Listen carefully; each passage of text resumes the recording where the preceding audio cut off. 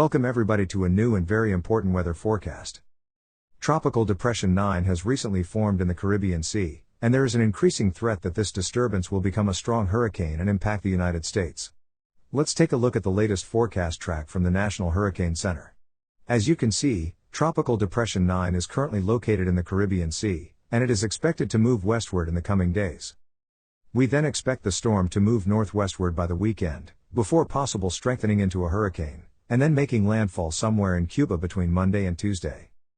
After that, the storm will continue strengthening, and by midweek, it could possibly be around major hurricane status when it impacts the Florida Peninsula starting Wednesday.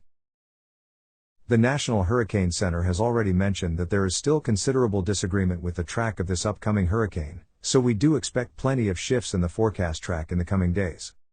If we take a look at these spaghetti models, we do see that all of these weather models agree that the storm will affect the United States in some way, although there is some variations in exactly where the storm will go.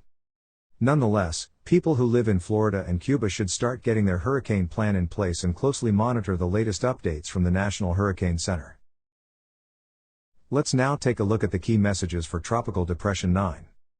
The depression is expected to produce heavy rainfall and instances of flash flooding and possible mudslides in areas of higher terrain in Aruba, Bonaire, and Curaçao. Heavy rains are also likely to spread into Jamaica, the Cayman Islands, and Cuba in the coming days. The depression is expected to approach Jamaica as a tropical storm on Sunday and the Cayman Islands as a hurricane on Monday. Watches for these locations may be required later today or on Saturday. Early next week the system is forecast to move near or over western Cuba as a strengthening hurricane and then approach the Florida Peninsula at or near major hurricane strength, with the potential for significant impacts from storm surge, hurricane force winds, and heavy rainfall. While it is too soon to determine the exact magnitude and location of these impacts, residents in Cuba, the Florida Keys, and the Florida Peninsula should ensure they have their hurricane plan in place and closely monitor forecast updates through the weekend. Thanks for watching this weather update.